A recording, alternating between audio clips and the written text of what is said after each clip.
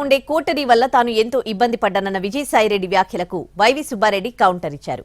Party నుంచి వెళ్లిపోయాక ఏదో రకంగా అభియోగాలు మోపాలని చూస్తున్నారని అన్నారు. అధికారంలో ఉన్నప్పుడు పార్టీలో కోటరీ ఉందా లేదా, ఉంటే కోటరీ నడిపిందెవరో ఆయనకు తెలియదా అని ప్రశ్నించారు.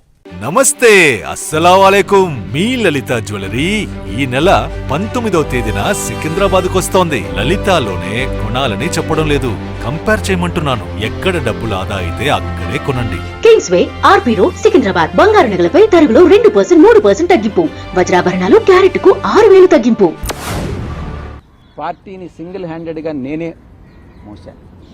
మా యొక్క నాయకుడికి, అప్పట్లో నాయకుడికి చెప్పి చెప్పి చెప్పి సాయిరెడ్డి ఒక వెన్నుపోటుదారుడు అవుతాడు, ఏ రోజైనా మీకు మీ యొక్క స్థానానికి ఆయన స్థానభ్రంశం చేస్తాడు అన్నటువంటిది ఆయనకి చెప్పి, నేనేదో కొన్ని వేల కోట్ల రూపాయలు దోచేశాను అన్నటువంటి అపవాదనంతా నా మీద మోపి, ఈ యొక్క కోటరీ ఆయన మనసును మార్చి మీరు అనుకునే 2వ స్థానం నుంచి స్లోగా తగ్గించుకుంటా నాకు ఇచ్చిన పదవులన్నింటినీ కట్ చేసుకుంటా వచ్చి నన్ను 2000 స్థానంలో నిలబెట్టింది.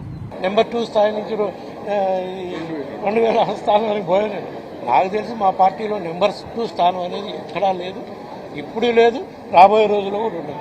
జగన్మోహన్ రెడ్డి గారే మొత్తం ఆయనే, 1 to 100 ఆయనే, దాంట్లో అనుమానం ఏం లేదు.